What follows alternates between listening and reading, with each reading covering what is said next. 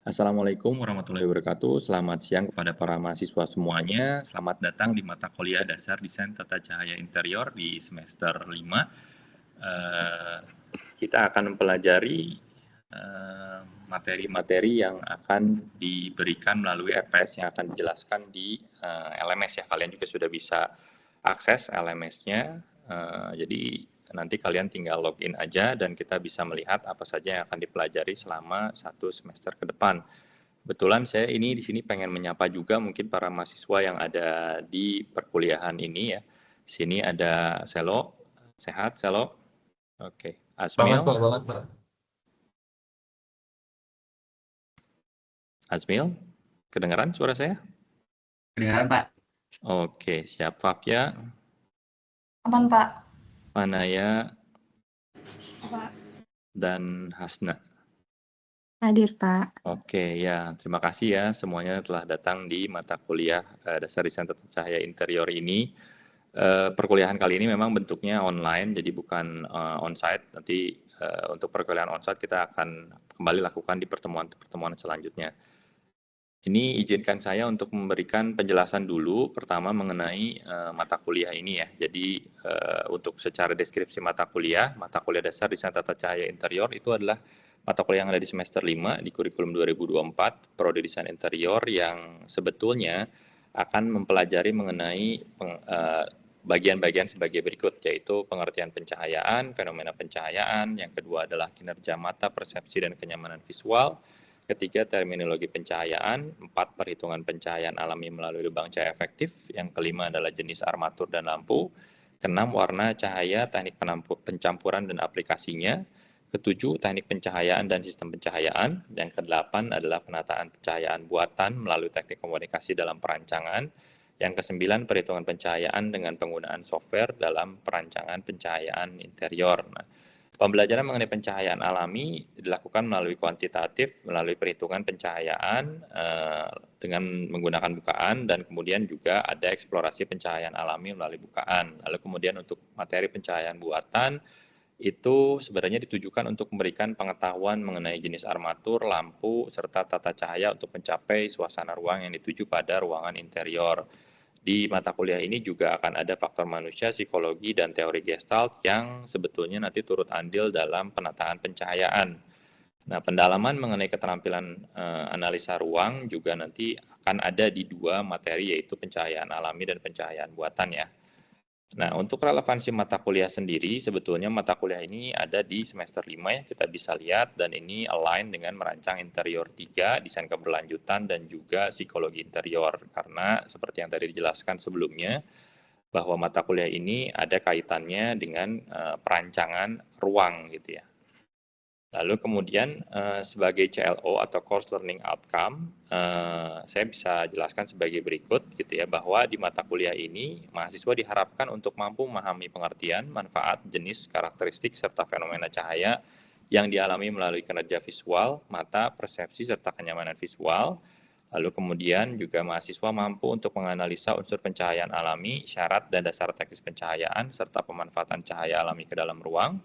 Yang CLO ketiga adalah mahasiswa mampu untuk memahami terminologi pencahayaan, sumber pencahayaan buatan, pemanfaatan, serta penggunaan dalam bentuk sistem dan teknik pencahayaan. Serta CLO 4 yaitu mahasiswa mampu untuk mempresentasikan hasil analisis dan rancangan desain pencahayaan buatan pada studi kasus ruang interior secara kuantitas dan kualitas. Nah, ini tuh CLO 1, 2, 3, dan 4 itu mendukung PLO yang telah dibuat di Prodi, yaitu PLO 5 mampu mendemonstrasikan pengetahuan fenomena desain, sistem dan konstruksi bangunan, juga material dalam rancangan solusi desain interior. PLO 7 mampu menganalisis terkait fenomena desain, sistem dan konstruksi bangunan, juga material dalam rancangan desain interior. Dan PLO 8 mampu menerapkan metode dan teknik komunikasi desain, komunikasi dalam dokumen konstruksi, dan presentasi desain interior. Nah, keseluruhan CLO tadi itu akan diturunkan menjadi asesmen atau tugas-tugas yang akan diberikan dalam bentuk kuis, kalkulasi cahaya alami, analisa pencahayaan, dan kemudian juga perancangan ya, dengan bobot seperti yang kalian bisa lihat di dalam tabel. Untuk kuis sendiri itu kurang lebih 30% totalnya, ada 6 kuis, dan kemudian tugas 1 yaitu kalkulasi cahaya alami 20%, analisa pencahayaan 10%, dan perancangannya 40%. Adapun daftar pustaka yang bisa kalian ambil adalah yang pertama Concept in Architectural Lighting from Edgan and David. Lalu kemudian yang menjadi utama sebetulnya dan kalian bisa ambil dari mata kuliah ini adalah nomor 5 Rudiger Gansalt dan Harold Hoffman mengenai Handbook of Lighting Design, yang mana juga saya sudah terapkan, sudah tampilkan di LMS ya, dan kalian bisa download dari LMS ini dengan mudah gitu. Lalu kemudian ada Mark Harlan and James W-nya Lighting Design Basic. Lalu kemudian untuk pustaka pendukungnya yaitu Fisika Bangunan dari Satyawati, Thermal and Acoustic, dan dari Satwiko mengenai Fisika Bangunan 2. Lalu kemudian yang perlu kalian miliki juga di mata kuliah ini adalah software dan hardware, yaitu kalian nanti harus mendownload software Dialux, lalu kemudian untuk hardware sendiri nanti akan ada, kalian dibawa ke laboratorium ya. Di sana akan ditemukan laboratorium terang langit, lens system, color theory box, CRI box set, lalu berbagai macam jenis lampu dan berbagai macam jenis armatur yang akan turut membantu dalam pembelajaran kalian gitu. Oke, terima kasih. Mungkin ada yang mau ditanyakan dulu? Kalau Belum tidak ada, ada, Pak. oke, baik. Kalau belum tidak ada, berarti kita lanjut masuk ke perkuliahannya ya. Oke, izin saya share perkuliahannya ya. Ini sudah terlihat? Sudah, Pak. Terlihat, Pak. Oke, siap. Sudah Pak, sudah Pak. Jadi di pertemuan pertama ini kita akan mempelajari mengenai cahaya utamanya gitu, karena memang mata kuliahnya dasar desain tata cahaya interior ya. Nah ini di dalam pengantar dasar desain tata cahaya interior merupakan pertemuan yang pertama. Nah di dalam ini kita akan bagi menjadi 2 kali pertemuan ya, jadi minggu pertama dan minggu kedua. Nah untuk minggu pertama kita akan pelajari mengenai pengantar desain pencahayaan interior, pengertian cahaya, latar belakang pencahayaan pada desain interior, tujuan dan manfaat pencahayaan dalam desain interior, jenis pencahayaan dalam desain interior, sejarah pencahayaan alami dan buatan dalam arsitektur dan interior. Yang mana ini sebetulnya terbagi ke dalam 2 minggu ya. Yang pertama ini kita akan pelajari sampai dengan tujuan dan manfaat pencahayaan dalam desain interior. Nah, masuk ke dalam cahaya dan kultur manusia. Nah, ini saya mungkin mau bertanya dulu ya kepada para mahasiswa yang ada di sini gitu ya. Sebenarnya apa sih hubungannya antara cahaya dengan manusia gitu? Kenapa manusia butuh cahaya? Gitu. Mungkin ada yang mau menjawab? Saya Pak, Boleh, silahkan. karena kenapa kita butuh cahaya? Karena ya kalau nggak ada cahaya, ya kita nggak bisa ngelihat. Maksudnya kita nggak bisa ngelihat sekeliling kita. Apalagi yang sudah tergambarkan jelas kalau di malam hari, kayak pernah kan satu case kita mati lampu kan satu Pulau Jawa, itu pun kita malam bener-bener gelap gulita. Jadi kayak kita cukup erat dengan apa ya yang disebut itu cahaya gitu sih Pak. Oke.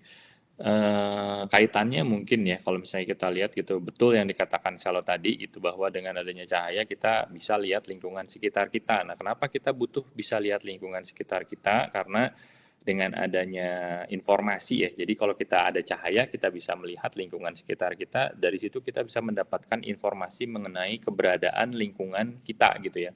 Apakah ada benda-benda yang berbahaya gitu ya, atau misalnya batasan ruangnya di mana gitu, apakah mungkin ada benda-benda yang mungkin bisa menghalangi jalannya kita gitu ya. Jadi informasi-informasi tersebut bisa muncul dengan adanya pencahayaan gitu. Betul sekali berarti tadi yang dikatakan Selo ya. Jadi kalau kita lihat di sini bahwa manusia itu merupakan makhluk visual sebetulnya, di mana kita mendapatkan atau gathering information from our sight gitu. Jadi mendapatkan informasi dari penglihatan. Nah, tanpa adanya cahaya ya tentu saja kita tidak bisa mendapatkan informasi tersebut ya. Oke, lalu kemudian hal-hal yang lain mungkin ya gitu terkait dengan sumber cahaya alami yaitu matahari. Mungkin ada yang bisa menyebutkan pentingnya matahari buat kehidupan manusia itu apa ya? Gitu.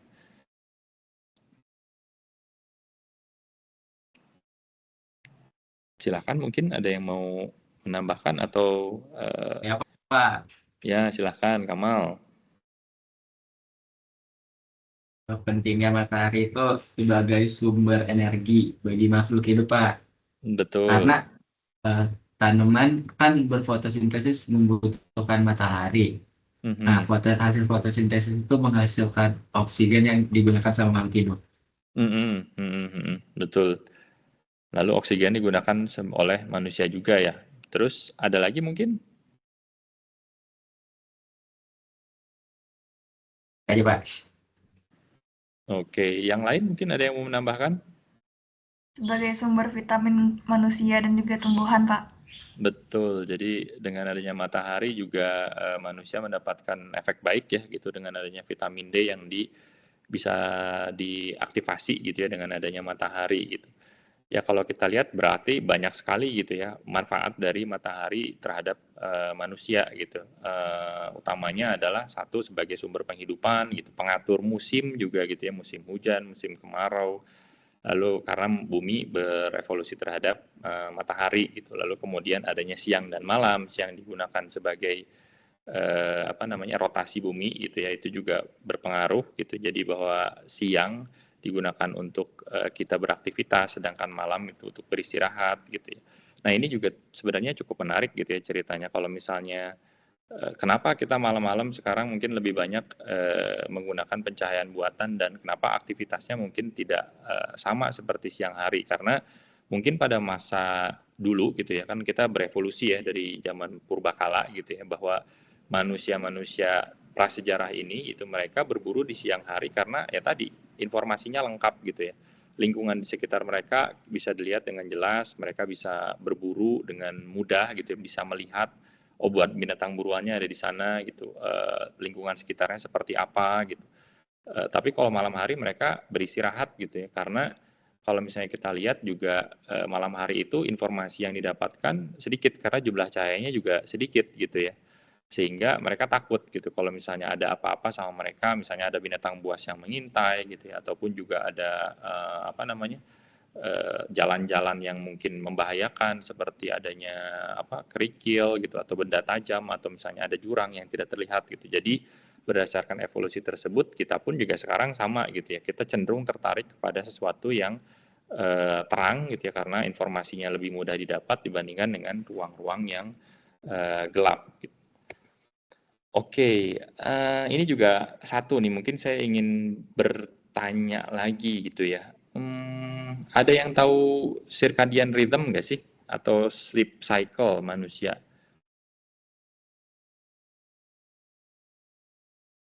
Ada yang tahu?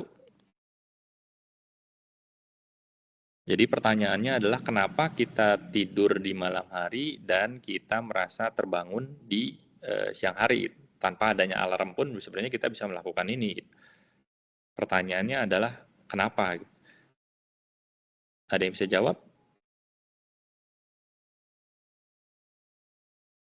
Oke, mungkin kalau terlalu sulit saya akan coba untuk jelaskan ya gitu. Jadi bahwa sebetulnya untuk cahaya dan kultur manusia ini juga pencahayaan alami atau matahari juga sangat mempengaruhi evolusi manusia termasuk di hormonnya gitu. Jadi ada satu hormon namanya serotonin yang bisa membangunkan kita gitu dengan adanya cahaya matahari. Nah, berangsur-angsur cahaya matahari ini terbenam atau surut atau hilang gitu ya. Hormon itu kemudian akan berubah menjadi hormon melatonin yang akan membuat kita menjadi lebih rileks, lalu kemudian kita akan mengantuk gitu ya. Tapi dengan ada keberadaan matahari ini, hormon serotonin akan dibangkitkan gitu ya. Tanpa adanya matahari maka hormon ini tidak akan muncul. Oleh karena itu maka kita bisa terjaga dan terbangun gitu ya ketika ada matahari dan tertidur ketika si matahari ini tidak ada gitu. Jadi sebegitu pentingnya peranan cahaya gitu ya, terutama cahaya matahari dalam kehidupan manusia. Nah, mungkin saya mau nanya lagi nih gitu ya. Sebenarnya cahaya itu apa sih? Ada yang bisa jawab? Pak, Ya, silahkan. gelombang elektromagnetik yang spektrumnya ditangkap oleh cahaya mata. Ya, betul. Jadi gelombang elektromagnetik yang bisa ditangkap oleh mata dengan panjang gelombang kurang lebih di 380 nanometer sampai dengan 780 nanometer ya. Nah, disebut gelombang elektromagnetik karena dia adalah gelombang yang membawa muatan energi listrik dan magnet dan juga dia tidak perlu media rambat ya. Nah, kalau kita lihat salah lanjutan dari yang tadi gitu ya bahwa cahaya sendiri ini adalah visible light gitu. Kita bisa lihat di sini spektrum kasat mata gitu ya atau visible spectrum ini adalah bagian dari spektrum gelombang elektromagnetik yang merupakan bagian dari spektrum optik yang bisa kita lihat. Di dalamnya terdapat panjang gelombang panjang dan panjang gelombang pendek gitu ya. Nah, panjang gelombang pendek itu di 400 nanometer warnanya secara spektrum warna gitu ya, keunguan, sedangkan di panjang gelombang yang tinggi di 780 nanometer itu berwarna kemerahan atau infrared. Dan hal ini pun juga sebenarnya ada hubungannya gitu dengan dampak buruk dari cahaya gitu ya. Ada yang bisa menyebutkan mungkin dampak buruk dari cahaya apa aja?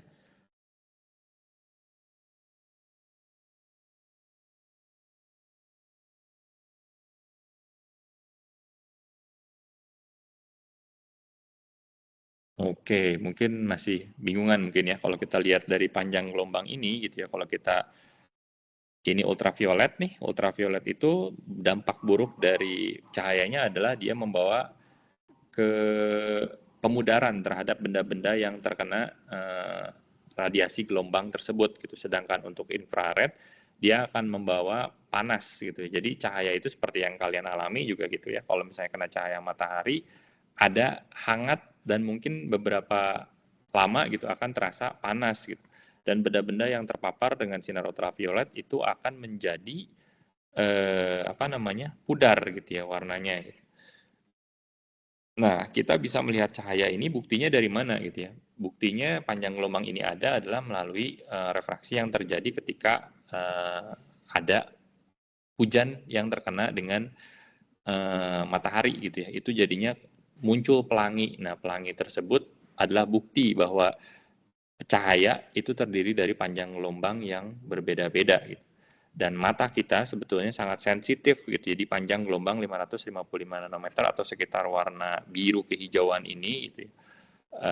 Jadi warna ini yang sebetulnya adalah warna yang sangat sensitif di mata kita. Artinya kita reaktif sekali ketika kita diberikan panjang gelombang ini atau warna dari spektrum cahaya 555 nanometer. Oke, nah sekarang pertanyaannya adalah kenapa sih pencahayaan itu penting di dalam desain interior? Ada yang bisa memberikan masukan mungkin?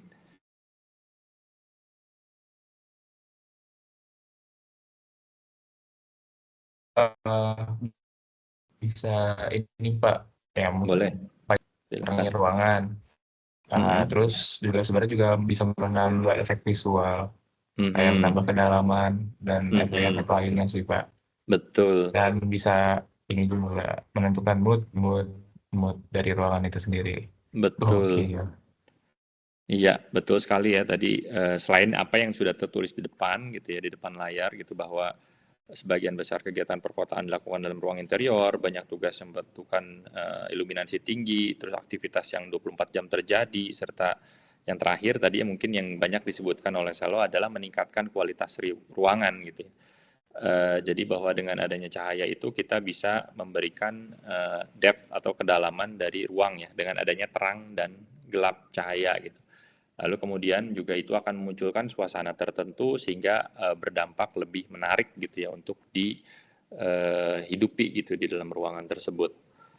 Oke, kita next lagi mungkin kita bisa lihat gitu ya bahwa kegiatan yang dilakukan di dalam ruangan itu berbagai macam gitu ya. Makin detail pekerjaannya maka akan semakin tinggi pencahayaan yang dibutuhkan atau iluminasinya gitu ya atau nilai lux levelnya. Misalnya untuk merakit komponen gitu ya, untuk menjahit kita butuh jumlah cahaya yang besar gitu ya. Nah, ketidaktercapaian jumlah cahaya yang besar ini dalam aktivitas-aktivitas tertentu akan menyebabkan pembahayaan gitu bagi manusia, misalnya dengan adanya kecelakaan kerja gitu ya, ketidaknyamanan secara visual, bahkan juga bisa merusak mata kita gitu. Nah, untuk itu mungkin kita bisa recap gitu ya bahwa tujuan dan manfaat pencahayaan dalam desain interior itu sebetulnya adalah untuk membantu kegiatan aktivitas manusia, untuk mengetahui orientasi atau batas ruang, untuk memahami lingkungan sekitar, untuk memberikan kebutuhan ruang yang menyenangkan, lalu kemudian kebutuhan akan adanya pemandangan yang menarik. Nah, untuk kuliah pengantar ini mungkin cukup sampai dengan di sini. Selanjutnya saya akan memberikan mungkin ke kalian ini ada sebuah kuis ya yang perlu kalian kerjakan di dalam pertemuan pertama ini. Kalian bisa lihat di LMS, di sini ada file tadi ya, nomor 1, lalu kemudian tugasnya ini ada di bagian kuis pertemuan 1, pengantar dasar desain tata cahaya interior.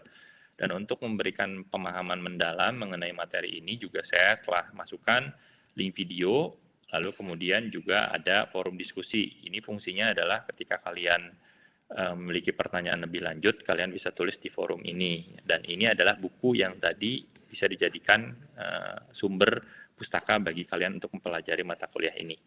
Baik, kalau begitu mungkin pertemuan kita akhiri dulu sampai dengan di sini. Kita bertemu lagi di pertemuan minggu depan. Saya akan lihat kuisnya dan akan menilai asesmen pertama dari kuis tersebut. Oke, terima kasih.